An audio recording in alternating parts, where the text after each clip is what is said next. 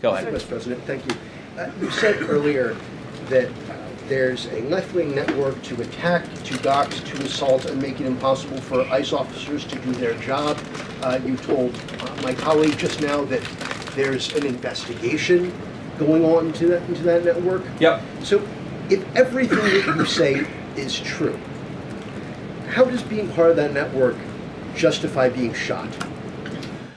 Well, being part of the network doesn't justify being shot, but ramming an ICE officer with your car, that's what justifies being shot. It's not a good thing, by the way, but when you force somebody to engage in self-defense, it's almost a preposterous question. I'm not saying that funding some of this stuff justifies capital punishment. Nobody would suggest that.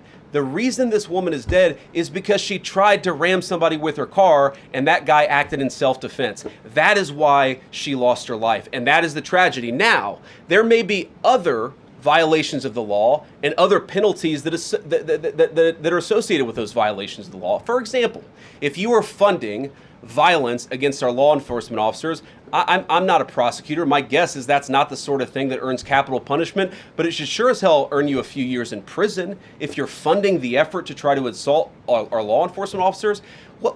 I'm sorry, guys, what's going on here?